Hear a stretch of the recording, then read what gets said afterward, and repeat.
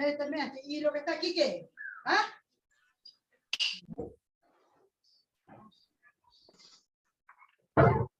Se manda clase hasta las 4.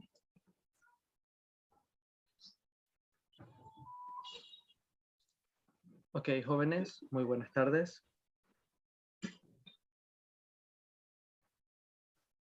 Buenas tardes. ¿Qué tal, estimados? Muy buenas tardes. Bueno, como tal, de nuevo, mil disculpas por esto del inconveniente del Zoom. Espero se pueda solventar a lo que termina esta semana. Entonces, para no perder mucho tiempo, vamos comenzando con la sesión del día de hoy. Damos inicio a la sesión el día de hoy para el curso Computación 2-11 MRC-3. El día miércoles 5 de enero del 2022. ¿Ok? Ok, ahí está. Ahí ayudé a uno de sus compañeros. Entonces, bueno, antes que nada recordarles que si por algún motivo alguno de ustedes tiene dificultades con su internet, recuerde que esta clase está siendo grabada y posteriormente será subida al repositorio, tanto al OneDrive de la universidad como a la alternativa de YouTube. Bien. Entonces, recapitulando, ¿qué estuvimos viendo en la clase pasada? Estuvimos ya abarcando un nuevo tema con respecto a lo que sería el sílabus, que es el algoritmo. Es decir, el tema central o el eje central de esta temática es el algoritmo. Ahora, pregunto, consulto a cualquiera que me pueda responder en este momento. ¿Qué es un algoritmo? Una serie de instrucciones. Ok, perfecto. ¿Algo más? ¿O alguien más?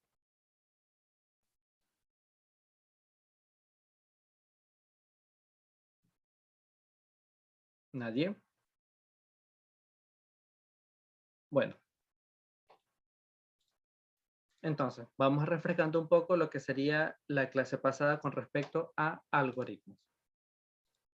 Vamos a compartir pantalla. Aquí ya lo tenemos. ¿Okay? Entonces, algoritmos. Sí, algoritmos. Habíamos mencionado que podríamos dar dos definiciones claras con respecto a algoritmos. Es decir, se puede decir que es una secuencia de instrucciones que representa un modelo de solución para determinado tipo de problema. O bien, podríamos también decir que es un conjunto de instrucciones que, realizadas en orden, conducen a obtener la solución de un problema. Ambas son factibles, ambas conducen al mismo significado, a la misma relación del tema o eje central algoritmo. Entonces, nosotros habíamos visto que cuáles son aquellas características que tiene un algoritmo o que debería tener un algoritmo para conformarse de manera correcta, pero también habíamos visto que para nosotros poder ofertar, indicar una solución a una problemática, teníamos que tener en cuenta otro aspecto, que es la metodología. Una metodología como tal es aquella que a mí me permite describir o entregar una solución a una problemática de una manera un poco más convencional, un poco más formal, en las cuales habíamos dicho que existe un sinnúmero de metodologías, pero en la generalidad las metodologías están conformadas por fases. Y estas fases comúnmente pueden ser el análisis del problema, el diseño del algoritmo, la codificación en un lenguaje de programación, la compilación y ejecución, la verificación y depuración y la documentación. ¿Verdad? Para ello yo les hice hincapié que en esta oportunidad o lo que queda de esta temática, nosotros vamos a enfocarnos en 3 puntos esenciales. Bueno, en los 3 primeros. Que es el análisis del problema, el diseño del algoritmo y la codificación en un lenguaje de programación. ¿Ok? Es decir, estos 3 vamos a hacer hincapié. Los otros 2 restantes, bueno, eso se los estudia cuando en los otros módulos o cuando ya se está llevando una carrera en específica con respecto a esto. Bien, primera fase.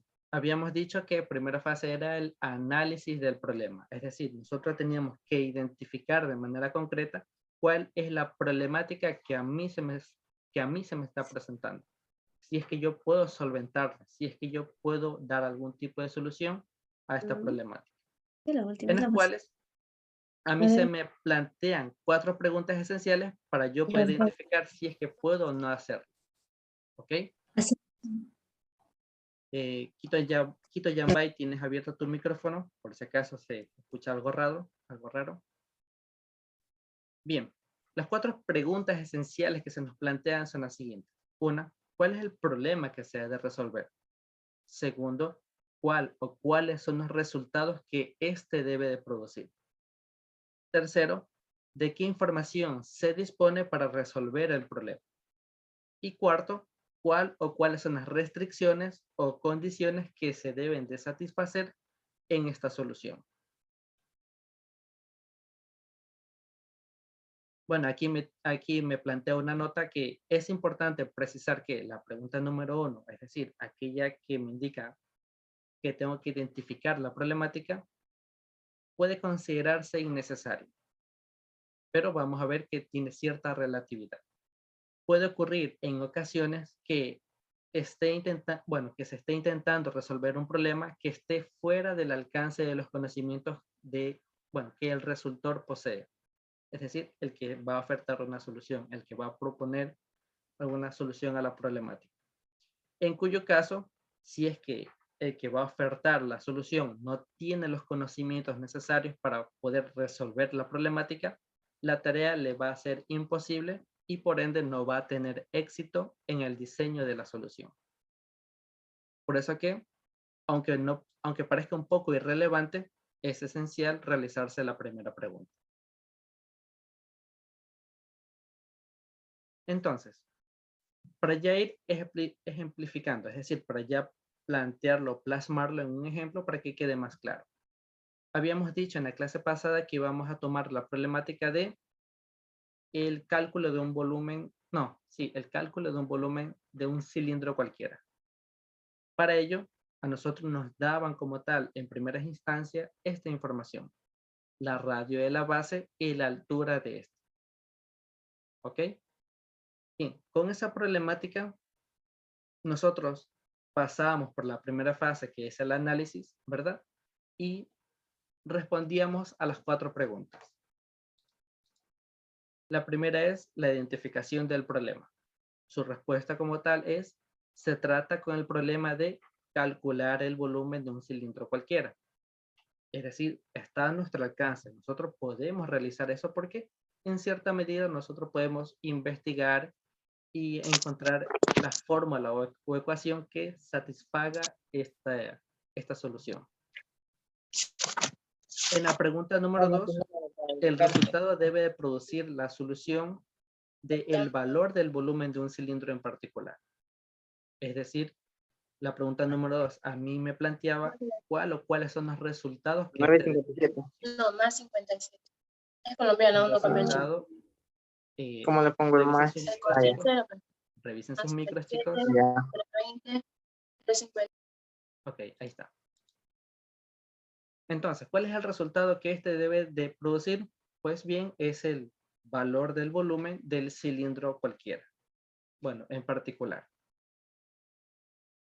La pregunta número 3 me pedía cuáles son aquellos elementos o cuál es aquella información que yo ya dispongo de antemano para poder solucionar o para poder resolver la problemática.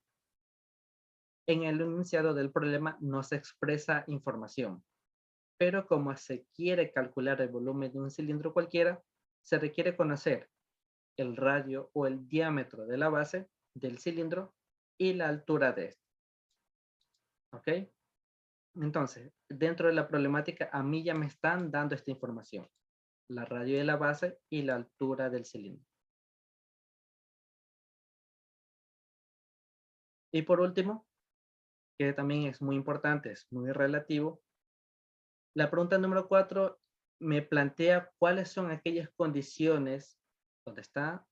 ¿Cuáles son aquellas condiciones, cuáles son aquellas restricciones que yo debo de satisfacer al momento de presentar mi solución? ¿Ok?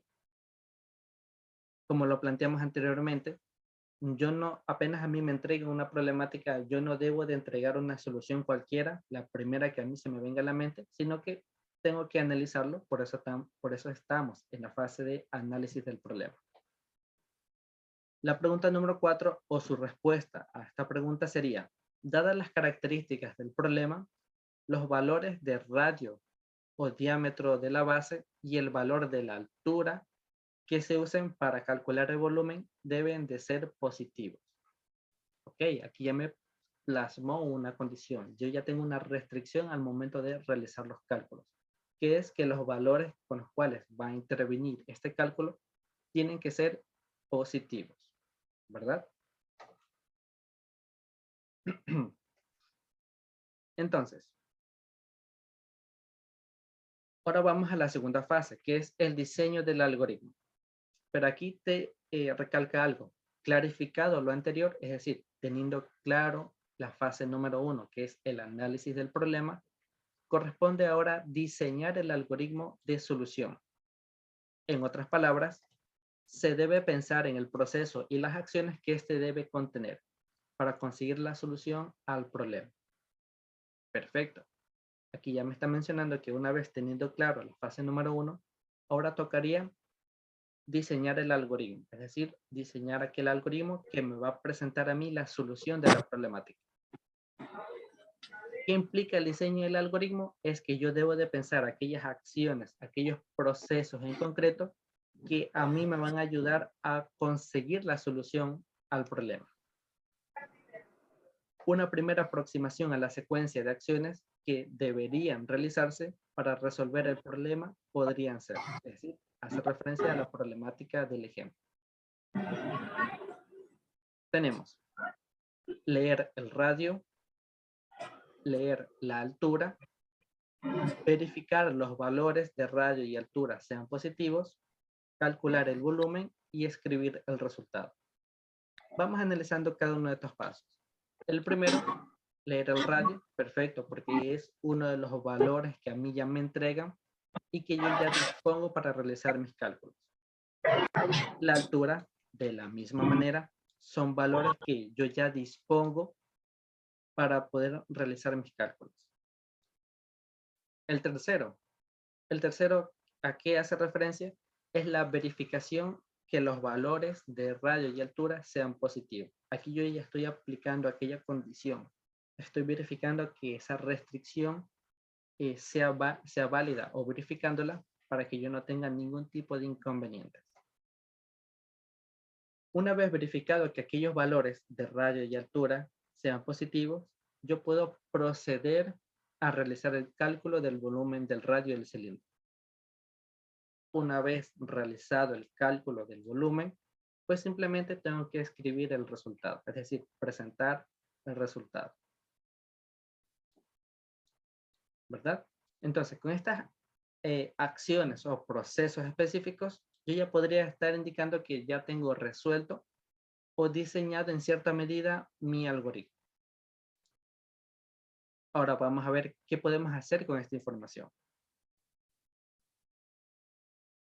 A partir de la secuencia de acciones, el paso siguiente es construir el algoritmo, para lo cual se debe usar un lenguaje específico y apropiado para ello.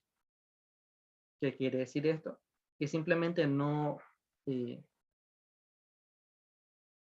simplemente no es necesario, bueno, no simplemente debemos escribir las acciones que debemos realizar para decir que ya es un algoritmo, sino que hay que escribirlo en un lenguaje específico, en un lenguaje algorítmico. Para este propósito existen varios lenguajes algorítmicos, ¿ok? En nuestro caso haremos referencia a los diagramas de flujos, además de implementarlo en un lenguaje de programación. Perfecto, entonces el lenguaje algorítmico que nosotros vamos a estar utilizando en esta ocasión será la representación del algoritmo en un diagrama de flujo. Y posteriormente, una vez teniendo nuestro diagrama de flujo, pues simplemente vamos a trasladar esa información e implementarlo en un lenguaje de programación. Ok, pero no se asusten, no se asusten. Créanme que es muy fácil todo esto que vamos a ver. Entonces, vamos de lleno con el tema en concreto. De algoritmo vamos a pasar al diagrama de flujo, porque es en esta herramienta que nosotros vamos a poder representar nuestro algoritmo. La resolución, ok, aquí no se ve de manera correcta, vamos a ver, ok, aquí. La resolución de la problemática, es decir, de la problemática del cálculo del radio, no, del cálculo del volumen de un cilindro, está ya implementado aquí en este diagrama de flujo. Vamos a ver cómo este lo resuelve. En primera instancia, no es tan relevante que ustedes vayan reconociendo los elementos que conforman, sino cómo es la secuencia de pasos que este sigue para presentar la solución. Es decir, tenemos aquí como primer elemento el proceso del cálculo del volumen, ¿verdad? Es decir, aquí inicia todo. Aquí es donde yo le digo, va a ingresar los valores, va a hacer las operaciones y me va a presentar el resultado. En los cuales aquí yo estoy poniendo los dos elementos que tengo disponibles. La radio del cilindro y la altura del cilindro, ¿verdad?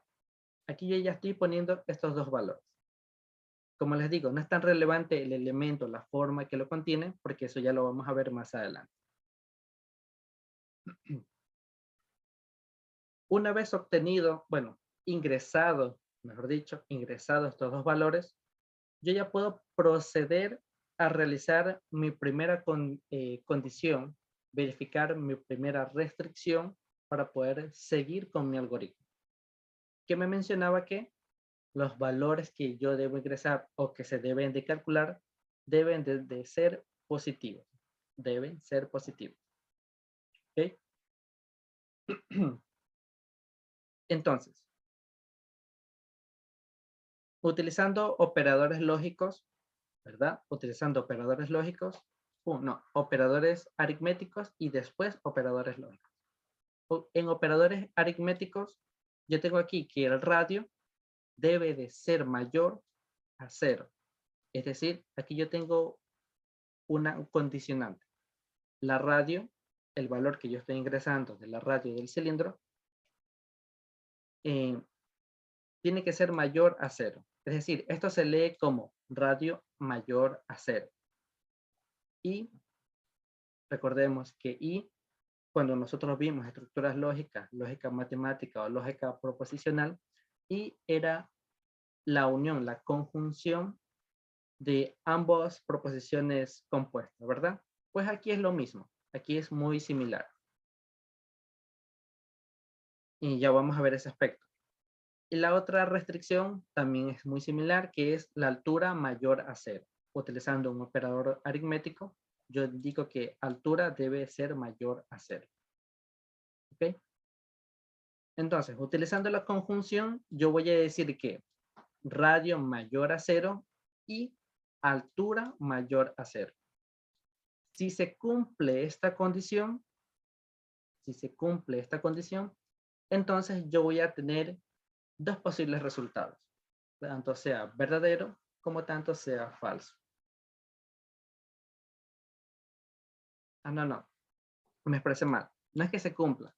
Dependiendo del resultado de esta condicionante, yo voy a tener dos valores, ¿verdad? Voy a tener valor de verdadero o valor de falso, dependiendo del resultado de esta condicionante.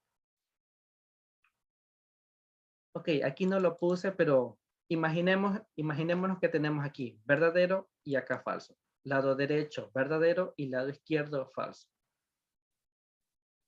Cuando yo ingreso dos valores y estos dos valores son positivos, es decir, son mayores a 0, entonces yo me voy por la ruta o el camino o la flecha de verdadero, del lado de acá.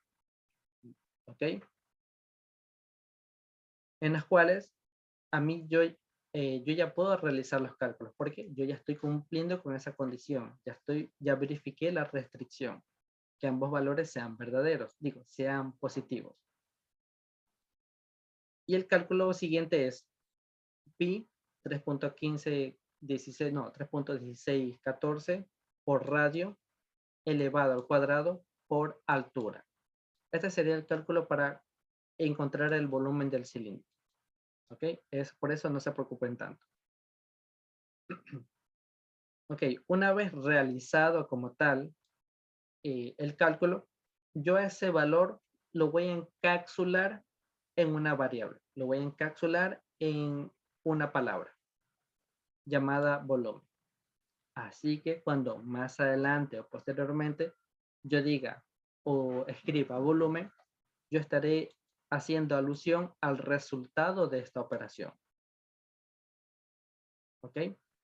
Es decir, vamos de nuevo, se cumplió esta condición, dio por verdadero, es decir, los dos números que ingresé fueron verdaderos.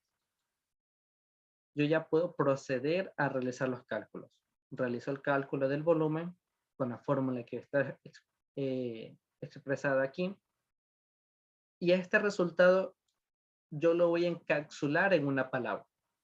Esta palabra va a ser volumen. Así, posteriormente, cuando yo utilice volumen, yo me voy a estar refiriendo al resultado de esta operación. ¿Ok? Ahora, retrocediendo un poco, vamos a ver el otro aspecto. Es decir, si yo por algún motivo ingresé ya sea la radio o la altura con valores negativos. Una de las dos o las dos. Entonces, esta condición no se va a cumplir porque ya sea el radio o la altura van a ser negativos. Cualquiera de las dos o las dos. No se va a cumplir esta condición porque es una conjunción y me va a dar como resultado falso. ¿Ok? Entonces, cuando yo tengo como resultado falso, yo voy a ir por esta ruta, ya no por la anterior porque esta es la ruta de verdadero. Ahora me toca ir por la ruta de falso. ¿Ok? En esta ruta de falso, yo puedo hacer otras acciones, yo puedo tener otros procesos. En este caso, para la problemática, yo voy a presentar un mensaje. Este mensaje va a ser errores de valores. Bueno, aquí me faltó las comillas, pero errores de valores. Es decir, que uno de los valores ingresados esté mal o quizás los dos valores estén mal.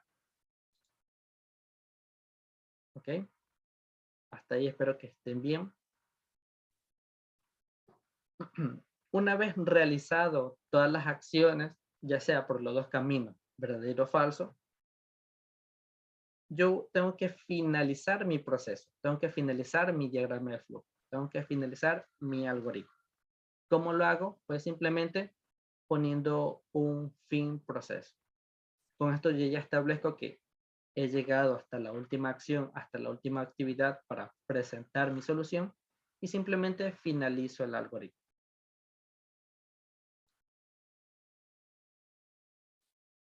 ¿Ok? Bueno, diagrama de flujo para el problema del cálculo del volumen del cilindro. Hasta aquí, jóvenes, antes de continuar, porque lo que va a continuar es un poquito más pesado, antes de continuar, jóvenes, consulta. ¿Hasta aquí está claro? ¿Tienen alguna inquietud, alguna duda?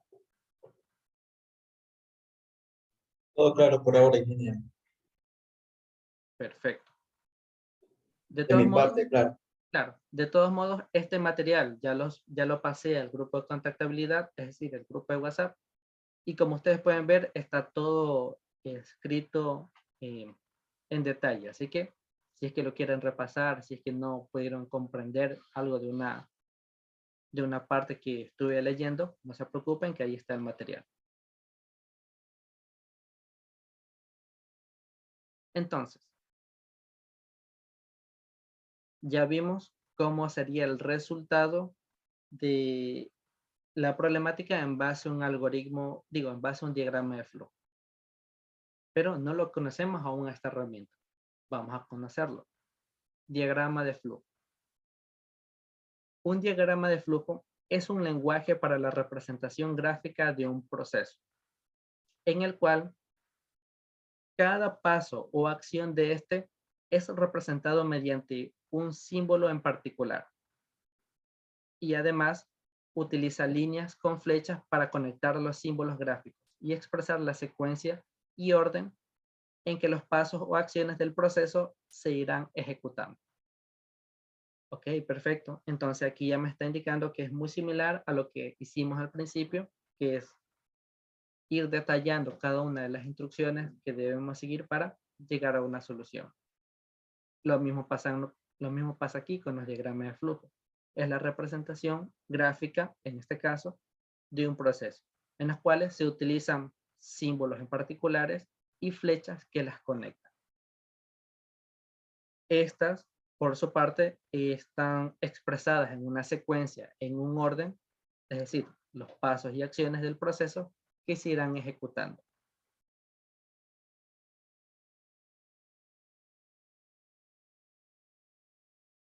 Así con estos recursos visuales, el diagrama de flujo muestra una descripción gráfica de las actividades implicadas en un proceso, evidenciando la relación secuencial entre ellas, facilitando la rápida comprensión de cada actividad y su relación con las demás, y el flujo de la información, así como la forma en que se van tratando los datos de entrada hasta producir los datos de salida. Ok, aquí me vuelvo a recalcar, pero un poco más detallado, que este diagrama de flujo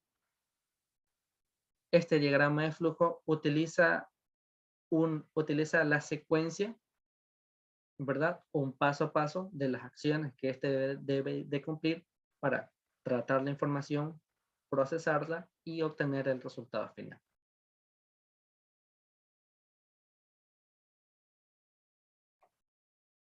Entonces, para dar un pequeño resumen, dada su carácter gráfico, un diagrama de flujo facilita la visualización de los detalles de las acciones que se ejecutan dentro de un proceso.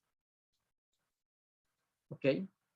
Entonces, la finalidad como tal de un diagrama de flujo es poder enriquecer de manera visual todo aquel proceso que éste debe de seguir, paso por paso, como lo acabamos de realizar con la problemática que vimos anteriormente, de calcular el volumen de un cilindro. Vuelvo y repito, en las cuales teníamos la radio y la altura, ¿verdad? Que estos serían los datos que nosotros ya conocíamos. Una restricción o condición que era que ambos valores debían de ser positivos. Y esta condición o esta restricción, en base al resultado, yo voy a obtener un verdadero y un falso. Si es por verdadero, entonces ambos valores son positivos y yo ya puedo proceder a realizar el cálculo. Este cálculo yo lo voy a encapsular en una variable o en una palabra llamada volumen. Y por otra parte, si no se cumple esta condición, esa restricción no se verifica de manera correcta, eso quiere decir que ya sea el radio o la altura sean valores negativos o ambos sean valores negativos, yo voy a presentar un mensajito llamado errores de valores, en los cuales yo estoy confirmando que alguno de los dos valores o los dos valores están mal. Y posteriormente finalizo el proceso, porque yo ya realicé como tal mi objetivo, que es calcular el volumen del cilindro.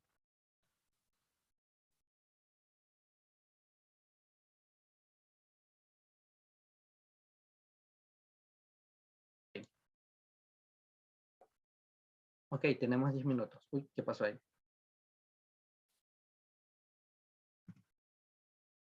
Ok, espera un segundo.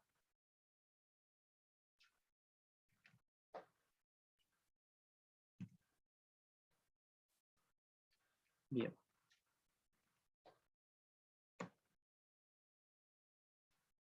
Entonces, ahora toca conocer los elementos esenciales que se utilizan en un diagrama de flujo. ¿Ok? Como primer elemento, elemento esencial, se llama inicio del proceso. Dentro del diagrama de flujo se llama inicio del proceso. Todo proceso se inicia asignándole un nombre único al mismo. Es decir, cuando nosotros vamos a iniciar un diagrama de flujo, tenemos que denominarlo con algún nombre único.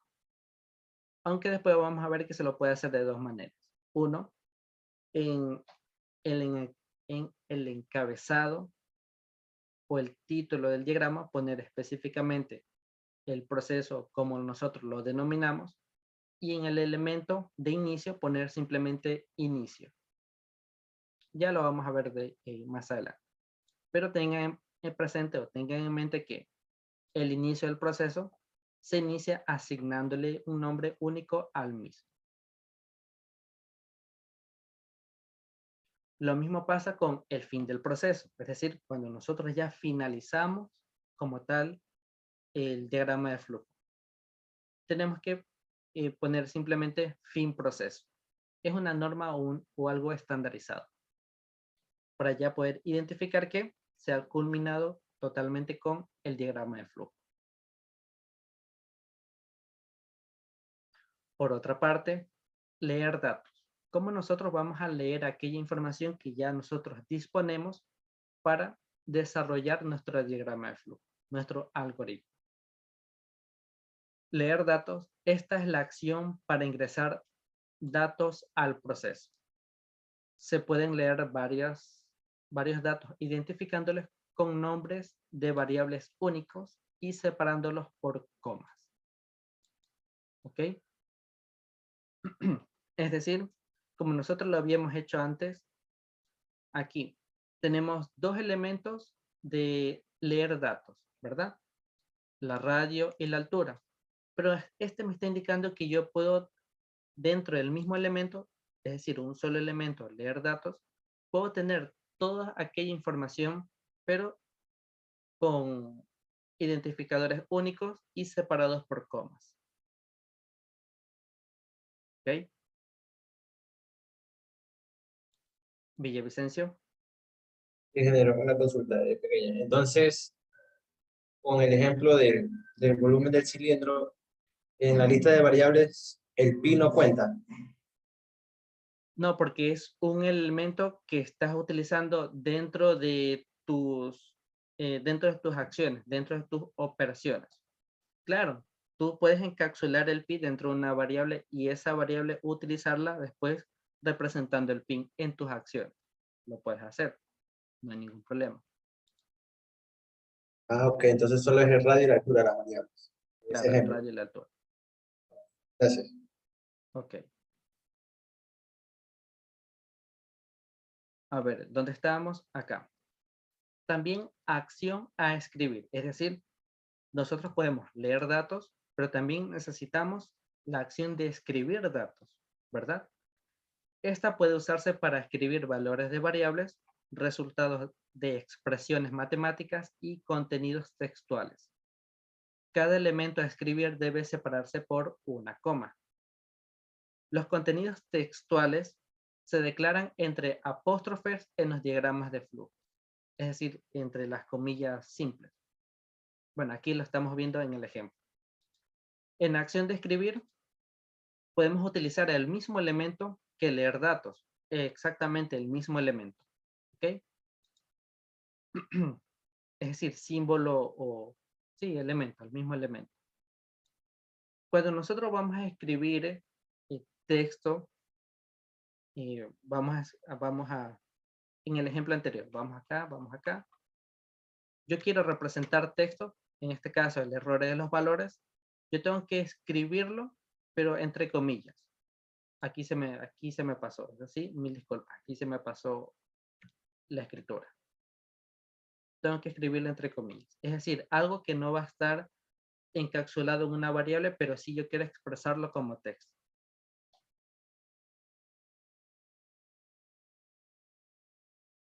También, acción de asignar. ¿Ok? Este es otro elemento acción de asignar a una variable el resultado de evaluar una expresión. La variable a la que se asigna está a la izquierda y la expresión está a la derecha del signo de asignación. Esta acción puede usarse también para asignar una variable a otra variable. Es decir, como aquí, como en el ejemplo que nosotros habíamos realizado. Cuando la condición me da por positivo, me da por verdadero, yo ya puedo realizar el cálculo del volumen del cilindro. Aquí yo expreso la fórmula, la ecuación para poder calcular el volumen del cilindro y este resultado yo lo voy a asignar, yo lo voy a guardar dentro de una variable, dentro de una palabra. Para ello se utiliza el símbolo de asignación, aunque se puede representar de dos maneras, con la igualdad o, como vimos acá en el ejemplo, digo en la ilustración, de la flecha hacia la izquierda, ¿ok? Y con esto nosotros estaríamos encapsulando esa expresión en una variable. También me indica otra cosa, que esta acción puede utilizarse para asignar una variable a otra variable. Vamos a hacer el ejemplo.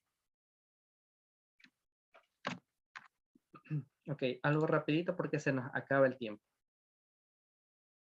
Entonces, yo tengo A, B y C, ¿verdad?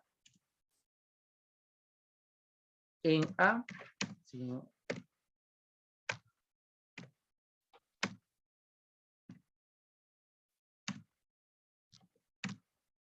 ok, aquí ¿qué estoy realizando en este momento? Yo le estoy asignando el valor de 1 a la variable A. En la siguiente línea, yo le estoy asignando el valor de 2 a la variable B. ¿Ok? Esto todo ya lo entendemos en este momento. Pero en la última línea me indica que yo puedo asignar una variable a otra variable. Es decir, quiero asignar A. Entonces, cuando yo represente los valores de cada variable, A va a valer 1, B va a valer 2 y C va a valer 1. ¿Por qué? Porque está asignado el valor de A. Lo mismo pasa con la expresión. Es decir, yo puedo operar variables.